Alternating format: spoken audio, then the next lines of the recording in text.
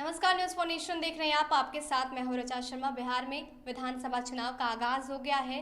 बहुत ही कम समय बचा है। इस बीच सभी पार्टियां पूरी जोर शोर के साथ पूरी कोशिश कर रही है कि जनता तक पैठ कैसे बनाई जाए, लेकिन अब तक महागठबंधन में कुछ ठीक होता हुआ नजर नहीं आ रहा है। महागठबंधन के घटक दल तेजस्वी यादव पर लगातार प्रेशर पॉलिटिक्स बना रहे हैं, दबाव बनाते नजर आ रहे हैं। यहाँ तक मांझी अल्टीमेटम पर अल्टीमेटम दे रहे हैं। ये कहते नजर आ रहे हैं कि कोऑर्डिनेशन कमेटी का गठन जल्द से जल्द हो। ये फैसला हो जाना चाहिए कि इस बार सीएम पद का उम्मीदवार कौन होगा। पूरे सिनेरियो को देखा जाए तो लोकसभा चुनाव पर गौर करें तो जिस तरह से कोऑर्डिनेशन कमेटी का गठन हो या फिर सीट शेयरिंग हो, आगे की रणनीति पर हो, तो सभी लोग आपस में बैठकर हर मुद्दों पर बातचीत करते थे और अंतिम जो निर्णय होता था वो नेता प्रतिपक्ष तेजस्वी यादव का होता था। लेकिन इस बार सिचुएशन बिल्कुल भी उलट दिख रहा है।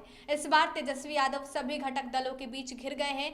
वीआईपी की बात की जाए, रालोसपा की बात की जाए, हम की बात की जाए या फिर कांग्रेस की, सभी कहीं ना कहीं प्रेशर पॉलिटिक्स बनाने की कोशिश कर रहे हैं, लेकिन तेजस्वी यादव तवज्जो देते नजर नहीं आ रहे हैं। लेकिन अगर सभी चीजों पर गौर किया जाए तो एक तरफ जहां तेजस्वी यादव परेशानी में है, चारों तरफ से घिर गए हैं, वहीं दूसरी तरफ महागठबंधन की ड्राइविंग सीट पर कांग्रेस बैठी है, क्योंकि सबकी निगाहें सिर्फ कांग्रेस पर है। वो इसलिए क्योंकि कई दिनों से, लगातार 3 दिनों से कांग्रेस प्रभारी शक्ति सिंह गोहिल बिहार में ही हैं और वो कोशिश कर रहे हैं कि जैसे तैसे करके तेजस्वी यादव को मनाया जा सके।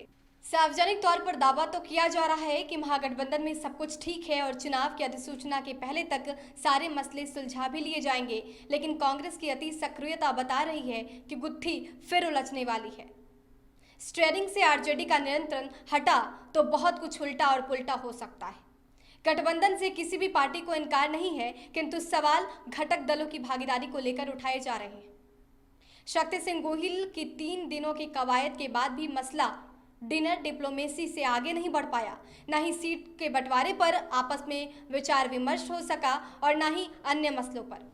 कोऑर्डिनेशन कमेटी के लिए 15 महीने में से मच रहे इस हलचल के बीच जीतन राम मांझी अब भी अपने स्टैंड पर डटे हुए हैं। सारा पेच वहीं जाकर अटका हुआ है। आरएलएसपी प्रमुख उपेंद्र कुशवाहा की सम्मानजनक भागीदारी पर भी कोई निर्णय नहीं हो पाया है। लोकसभा चुनाव के परिणाम और घटक दलों की किचकिच से तेजस्वी पहले ही बिदक चुके हैं। गोहिल की पहल के बाद भी उनकी मुलाकात सिर्फ कांग्रेस के वरिष्ठ नेताओं से ही हो सकी। बाकी घटक दलों के प्रमुख नेताओं से तेजस्वी की दूरी ही बनी रही। न मांझी, न कुशवाहा और न ही मुकेश सहनी से बात या फिर मुलाकात हो रही है। गठबंधन से संबंधित सारी बातें आरजेडी के प्रदेश अध्यक्ष जगदानंद सिंह ही कर रहे हैं। पिछले सप्ताह आरएलएसपी के प्रदेश अध्यक्ष भूदेव चौधरी की जगदानंद से मुलाकात भी हुई, किंतु बात किसी भी निष्कर्ष पर पहुंच नहीं सकी। संवादहीनता की स्थिति जो पहले थी अब भी वही जारी है। लोकसभा चुनाव में आरजेडी ने कांग्रेस को काफी चिरौरे के बाद भी 9 सीटें भेंट की थी। अपने पास 20 सीटें रखी थी। कांग्रेस ने 1 सीट पर जीतकर गठबंधन में अपनी प्रतिष्ठा भी बचा ली। अन्य घटक दलों का सुपड़ा बिल्कुल साफ हो गया। उसी आधार पर कांग्रेस कुछ ज्यादा सीटों की दावेदारी कर रही है। पिछले चुनाव में आरजेडी जेडीयू के साथ तालमेल में कांग्रेस को 41 सीटें दी गई थी, जिसमें से 27 सीटें जीतकर उसने अपनी स्ट्राइक रेट को जेडीयू से बेहतर रखा था। आरजेडी के साथ सीटों पर बातचीत से पहले कांग्रेस को पिछला परिणाम संबल दे रहा है। महागठबंधन में मची रार डिनर डिप्लोमेसी से आगे बढ़ती नजर नहीं आ रही। 3 दिन से शक्ति सिंह गोहिल लगातार तेजस्वी यादव को समझाने की, मनाने की कोशिश में जुटे हैं, लेकिन तेजस्वी यादव तवज्जो देते नजर नहीं आते हैं। वहीं दूसरी तरफ मांझी की तरफ से भी ये बातें सामने आना कि कोऑर्डिनेशन कमेटी की गठन जब तक नहीं होगी सीधे वो बात नहीं करेंगे।